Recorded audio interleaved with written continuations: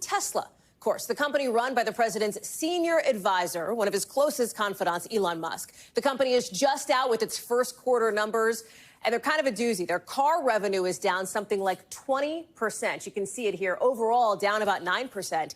And it's in its report, Tesla says, given the economic uncertainty resulting from changing trade policy, more affordable options are as critical as ever. Remember, this trade policy comes from Musk's boss, President Trump. All of it, of course, as more than half of Americans now believe their financial situation is getting worse for the first time ever.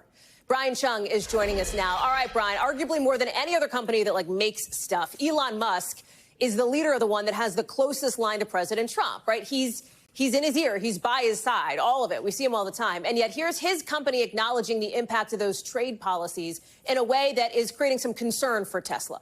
Yeah, well, and look, when it comes to Tesla, this earnings report was just simply not good. When you look at those declining revenues, declining net income, which, by the way, was down over 70% year over year, the declining amount of deliveries that they've been able to get out there in this quarter. This is really significant. And I want to point out, this is the first fiscal quarter that we've seen reported from Tesla since Elon Musk took on this very high senior advisor role with the White House and, of course, all of his responsibilities with Doge. But again, just to rehash these numbers, you look at total car deliveries down 12% as an automotive company. That is a big deal. And they cited that trade policy adversely impacts their cost structure. And this is significant when you consider that Tesla is one of the more North American-based supply chains for their vehicles, more so than other automakers here in the United States. And even they are saying that this is going to impact their cost structure and impact their bottom line. But I want to point out it's not just the tariff policies, which were mentioned a few times in their report. They're also pointing to, quote, changing political sentiment, which they said could have a, quote, meaningful impact on the demand for their products. Halley translation, they're also worried about the brand recognition with these recent Tesla vandalisms and also with the just association with Tesla owners as being confidants or supporters of Elon Musk as well.